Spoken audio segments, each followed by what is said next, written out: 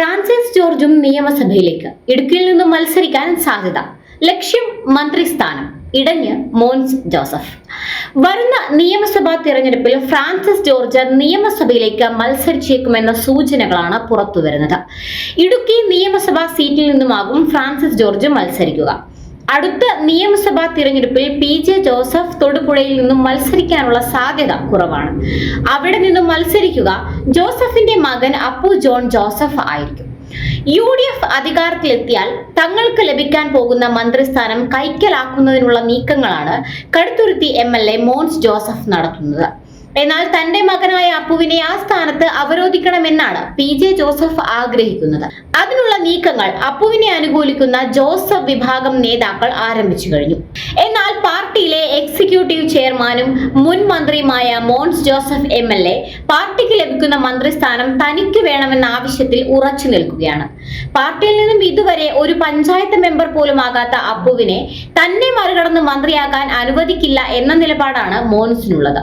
ഇത്രയും കാലം ജോസഫിനൊപ്പം നിന്ന് പണിയെടുത്തിട്ട് പാർട്ടിയിൽ ജൂനിയർ ആയ അപ്പുവിന്റെ കീഴിൽ വെറും MLA ആയി തുടരാൻ തന്നെ കിട്ടില്ല എന്ന നിലപാടിലാണ് മോൻസ് ജോസഫ്. മോൻസിന്റെ നീക്കങ്ങൾക്ക് തടയിടണമെങ്കിൽ സീനിയർ ആയ ഒരാൾ കൂടി അപ്പുവിനെ പിന്തുണയ്ക്കാൻ അസംബ്ലിയിൽ എത്തിയേ തീരുമെന്ന കണക്കുകൂട്ടലിലാണ് ഫ്രാൻസിസ് ജോർജിനെ ഇടുക്കിയിൽ നിന്നും മത്സരിപ്പിക്കാൻ ഒരുങ്ങുന്നത്. കോട്ടയം MP എന്ന നിലയിൽ തന്റെ ഇമേജ് വർദ്ധിച്ചിട്ടുണ്ടെന്നും PJ ജോസഫ് നിയമസഭയിലേക്ക് മത്സരിക്കാത്ത സാഹചര്യത്തിൽ തനിക്ക് മന്ത്രിസ്ഥാനത്തിന് അർഹത ഉണ്ടെന്നുമാണ് ഫ്രാൻസിസ് ജോർജ് അവകാശപ്പെടുന്നത്. കോതമംഗലം സീറ്റിലാണ് യഥാർത്ഥത്തിൽ കണ്ടുവച്ചിരിക്കുന്നതെങ്കിലും അവിടെ ജയസാധ്യത കുറവാണെന്നാണ് ഫ്രാൻസിസ് വിഭാഗം വിലയിരുത്തുന്നത്. ഇടുക്കിയിൽ കഴിഞ്ഞ തവണ കേവലം 4000 വോട്ടിനാണ് ഫ്രാൻസിസ് ജോർജ് പരാജയപ്പെട്ടത്. ഇപ്രാവശ്യം സീറ്റ് പിടിക്കാൻ സാധിക്കുമെന്നാണ് അദ്ദേഹത്തിന്റെ ഉറച്ച വിശ്വാസം. ഒരുപക്ഷെ റോഷി അഗസ്റ്റിൻ പാലായിലേക്ക് മാറിയാൽ തനിക്ക് 100% ജയസാധ്യത ഉണ്ടെന്നാണ് ഫ്രാൻസിസ് ജോർജ് കരുതുന്നത്. എന്നാൽ ഈ നീക്കം മുളയിലെ നുള്ളാനുള്ള ശ്രമത്തിലാണ് മോൻസ് വിഭാഗം.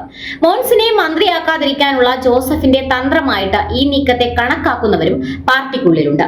KM മാണിക്ക് ശേഷം ജോസ് K മാണിയുടെ കീഴിൽ പ്രവർത്തിക്കാൻ കഴിയില്ല എന്ന് പറഞ്ഞ് പാർട്ടി പിളർത്തിയ PJ ജോസഫ് തന്നെ പാർട്ടിയുടെ അവകാശിയായി തന്റെ മകൻ അപ്പുവിനെ അവരോധിക്കുന്നതിനെതിരെ ശക്തമായ എതിർപ്പാണ് പാർട്ടിയിൽ നിന്നും ഉയർന്നു വരുന്നത്. കേരള കോൺഗ്രസിൽ വീണ്ടും ഒരു പിളർപ്പിനുള്ള സാധ്യത തള്ളിക്കളയാനാകില്ല എന്നാണ് തൊടുപുഴയിൽ നിന്നുമുള്ള ഒരു സംസ്ഥാന കമ്മിറ്റി അംഗം ഞങ്ങളോട് പ്രതികരിച്ചത്.